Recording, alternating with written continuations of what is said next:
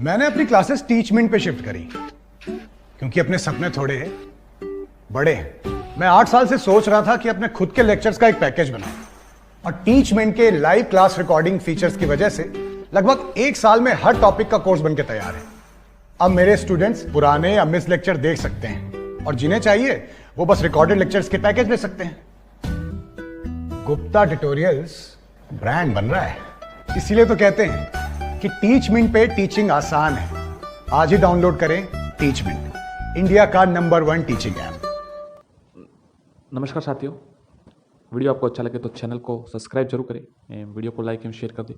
साथियों, जैसा कि आपको पता है कि यूजी पीजी मामले में नोटिफिकेशन आ चुका है, सेवा नियम पर संशोधन हुआ और उसमें सबसे महत्वपूर्ण यही था कि यूजी पीजी में सेम सब्जेक्ट का मैटर कैसे राहत प्रदान करे लगभग 2 लाख अभ्यर्थियों को जिनकी यूजी और पीजी में सेम सब्जेक्ट नहीं थी। तो जब साथियों नोटिफिकेशन जारी हुआ तो उनके लिए तो राहत की खबर थी कि पीजी सब्जेक्ट को ही बेस माना गया है और उसी के आधार पर आप व्याख्याता की फर्स्ट ग्रेड की परीक्षा दे सकते हैं, प्रथम श्रेणी व्याख्याता की परीक्षा। परंतु जो प्रमोशन के लिए था उन शिक्षक साथियों के लिए कोई राहत भरी खबर नहीं थी। उनके लिए यही कहा गया आदेश में, उसमें लिखा गया नोटिफिकेशन में कि आपको यूजी और पीजी में सेम सब्जेक्ट होना चाहिए, तभी आप उस सब्जेक्ट में प्रमोशन के लिए योग्य होंगे। तो कुछ शिक्षक संघ और कुछ शिक्षक साथी है जो इस नियम से इत्तेफाक नहीं रखते और वो चाहते हैं कि एक भर्ती में 2 नियम क्यों हो। जब सीधी भर्ती में यही नियम है तो इसमें प्रमोशन में भी यही नियम होना चाहिए या फिर 2022 तक उन्हें राहत प्रदान की जानी चाहिए। तो हो सकता है साथियों वो उस नियम को चुनौती दे, ये एक अलग बात है साथियों। चलिए, परंतु यूजी पीजी मामले में साथियों सीधी भर्ती में तो यूजी में जो पीजी सब्जेक्ट होगा उसी के आधार पर भर्ती परीक्षा हो जाएगी। परंतु क्या साथियों, कुछ साथियों ऐसे प्रश्न पूछ रहे थे, क्या एमए के बाद एडिशनल सब्जेक्ट वैलिड है? आपको पता है साथियों, एडिशनल सब्जेक्ट को डबल बेंच में फैसला आया था, परंतु सरकार ने अभी तक उस पर कोई निर्णय नहीं लिया है कि इस निर्णय को मानना है या इसको चुनौती देनी है, एसएलपी दायर करनी है। कुछ अखबार में ये न्यूज आई थी, पेपर न्यूज आई थी कि सरकार जल्दी एसएलपी दायर कर रही है। उस बात को लगभग 1 माह हो गया है, 1 महीना हो चुका है, परंतु अभी तक एसएलपी दायर नहीं की गई है। यदि भी साथियों 3 महीने का ही समय होता है, 25 मार्च को ये शायद फैसला आया था और इसके 3 महीने तो हो चुके हैं। इसके पश्चात इसको वापस रिव्यू करने के लिए शायद भेजा था, तो उसका भी ये डिसमिस कर दिया गया था। उसको भी शायद 3 महीने हो चुके होंगे, वो महीने की बात है साथियों। तो सरकार ने अभी तक एसएलपी साथियों नहीं लगाई और न इस मामले में कोई निर्णय लिया है। और जो एडिशनल अभ्यर्थी है 2018 के, वो अपनी सेवा निर्बाधित दे रहे हैं।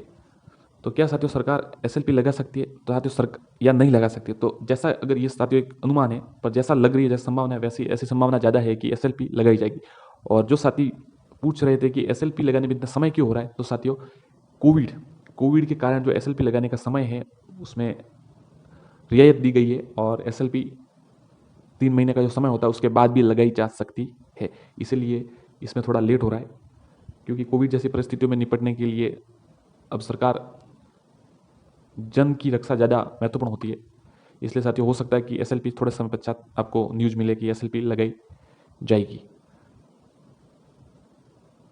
तो क्या साथियों एडिशनल एमए के बाद वैलिड है? जैसा कि आपको पता है साथियों कि जो 3rd ग्रेड है उसमें एडिशनल अब तक ये निर्णय अगर न माने, निर्णय आ गया है, परंतु अगर इस सरकार इसे की तो अब तक तो वैलिड है, आज तक तो बिल्कुल वैलिड। 2nd ग्रेड में भी बिल्कुल जिस सब्जेक्ट से आपको पता है जो ये नोटिफिकेशन है उसमें भी लिखा हुआ है जिस सुसंगत विषय से अगर आपने एडिशनल भी किया है समकक्ष समतुल्य तो वैलिड है। और 1st ग्रेड में अगर वो नियम लग जाता तो एमए के पश्चात अगर एडिशनल करते थे वो भी वैलिड है। क्या प्रमोशन में ये वैलिड रहेगा साथियों? तो हो सकता है साथियों, अगर जब साफ नियम में लिखा है कि यूजी और पीजी में सेम सब्जेक्ट होना चाहिए, अब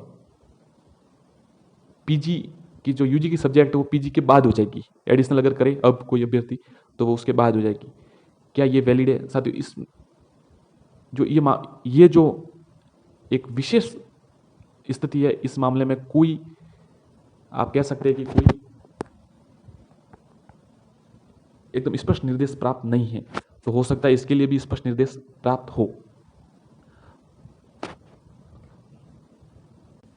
परंतु साथियों जैसे कि आपको पता है कि कई भर्ती परीक्षाओं में और ऐसे आपको पता है उस नोटिस में लिखा होता है कि जब तक अंतिम रिजल्ट आए तब तक आपके पास योग्यता है होनी चाहिए।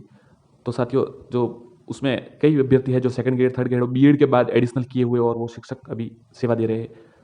तो साथियों, उसमें ऐसा नहीं कि आपने पूर्व में क्या किया, पश्चात में क्या किया, आपकी जो योग्यता है वो उस समय तक पूर्ण होनी चाहिए। तो हो सकता है साथियों कि जब तक कोई स्पष्ट निर्देश ना आए या जब तक उन्हें नकारा ना जाए तब तक वो योग्य ही हो। धन्यवाद साथियों।